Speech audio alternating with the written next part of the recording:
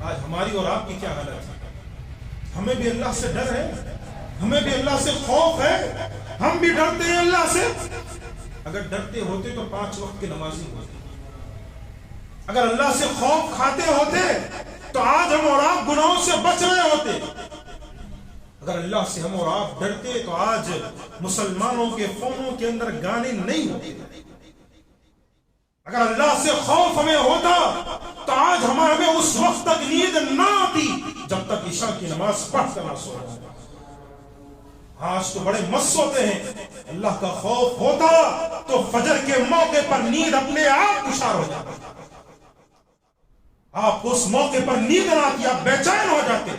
جو ہے مسلمان، ہم اللہ سے محبت کرنے والے اور سب سے زیادہ دنیا کے اندر ہم اللہ سے ڈرتے، کسی سے نہیں ڈرتے، اللہ کے علاوہ ہمیں کسی کا خوف نہیں۔ جھوٹ،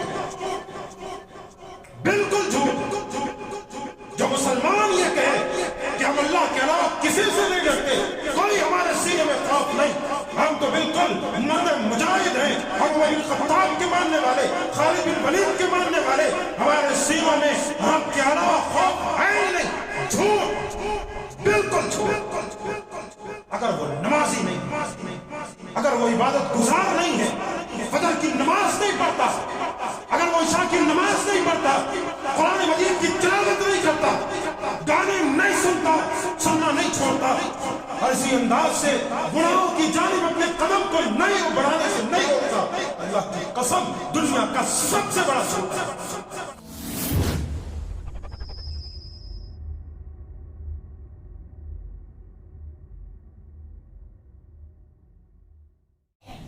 لیکن یہاں پر اللہ تبارک و تعالیٰ کا خوف ہمارے سینوں سے بالکل جا چکا ہے، اور یہی وجہ ہے کہ کہنے والوں نے بتلایا ہے کہ کوئی شخص اس دنیا کے اندر اللہ سے نہیں ڈرے گا تو کل قیامت والے دن پھر اللہ سے وہ بہت ڈرے گا۔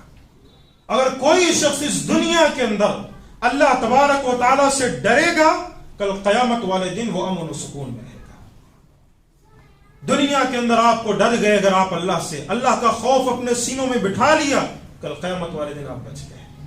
اس دنیا کے اندر آپ اللہ سے نہیں ڈرے، گناہوں کو ترک نہیں کیا، اللہ کا خوف آپ کے سینوں میں نہیں رہا، تو کل قیامت والے دن پھر وہ ڈر آپ کے سینوں میں رہے گا نا، کہ جب تک آپ کا فیصلہ نہیں ہو جائے گا آپ کے ہاتھ پاؤں کانپتے رہیں، آپ کے اندر سکون نہیں رہے گا۔ اسی لیے نبی کریم صلی اللہ علیہ وسلم نے امت کو کیا قرآن مجید نے کیا کہا کہ اللہ کے نبی کریم صلی اللہ علیہ وسلم آپ کو بشیر و نذیرا، بشارت دینے والے اور ڈرانے والے بنا کر بھیجے۔ اور انبیاء کرام کے جو ہے واقعات اٹھائیے، خود اللہ کے نبی کریم صلی اللہ علیہ وسلم کی زندگی کو اٹھائیے، نبی کریم صلی اللہ علیہ وسلم کی زندگی کہ اللہ تبارک و تعالیٰ نے کیا کہا تھا، اللہ کے نبی آپ کے اگلے اور پچھلے سارے گناہ میں نے معاف کر دیے، آپ معصوم من الخطا ہیں، آپ سے گناہ کبھی سرزد نہیں ہوں گے۔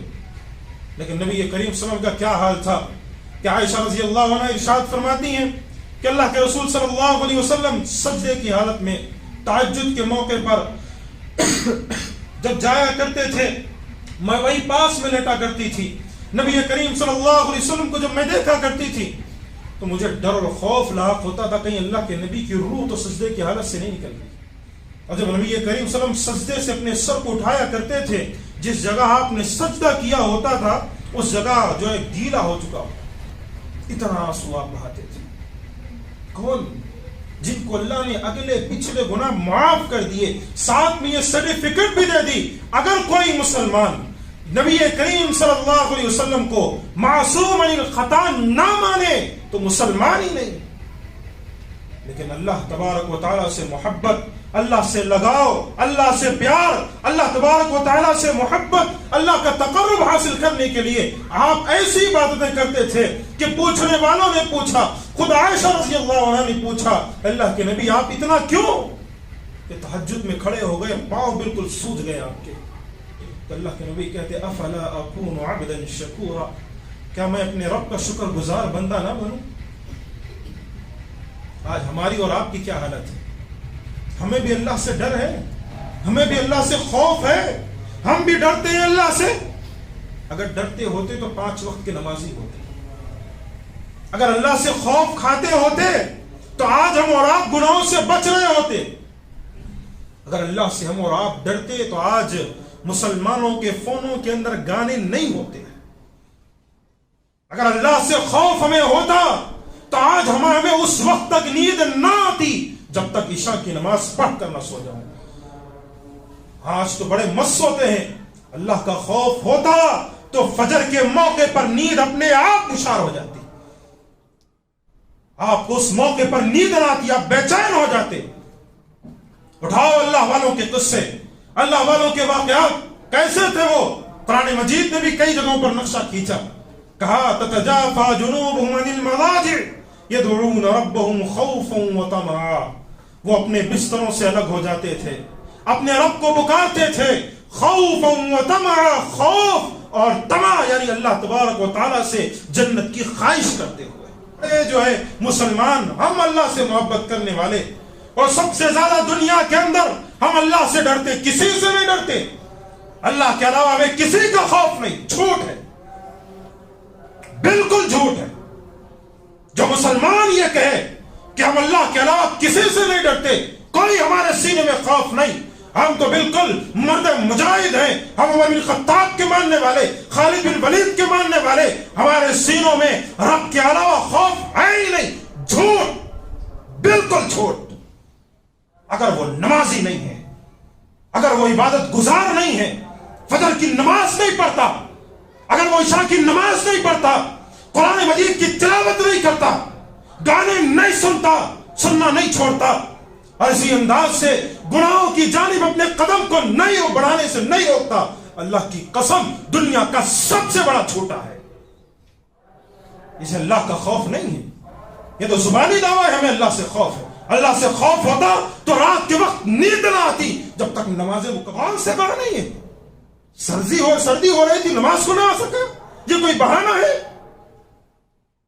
تاریخ اٹھاؤ جن کے سینوں میں جو تلواریں لگا کرتی تھی, یہاں سے تلوار جاتی تھی, پیٹھ سے باہر نکلتی تھی. ابھی بہانہ تو نہیں کیا اللہ کے نبی نہیں جاؤں گا جہاد پہ, بیوی بچے یتیم ہو جائیں گے. نبی کریم صلی اللہ علیہ وسلم کے پاس ایک وفد آیا, کچھ لوگ آئے, کہ اللہ کے نبی کریم صلی اللہ علیہ وسلم ہمیں اپنے قوم اور قبیلے کے اندر کچھ جوانوں کی ضرورت ہے, حفاظ کی, جو قرآن مجید پڑھ کر ہمیں سنائے, ہمیں قرآن مجید کی تعلیم دے, دینی تعلیم دے, ایسوں کی ضرورت ہے. اللہ کے نبی کریم صلی اللہ علیہ وسلم نے چند صحابہ کرام کو جمع کیا اور چند صحابہ کرام کو جو بھیج دیا. جب گئے آدھی دور پہنچے تو ان بدبختوں نے دھوکہ دیا, اور سارے کے سارے حفاظ صحابہ کرام جو حافظ تھے قرآن مجید کے, دینی تعلیم کے ماہر تھے, ساروں کا قتل کر دیا, انہوں نے ساروں کو شہید کر دیا.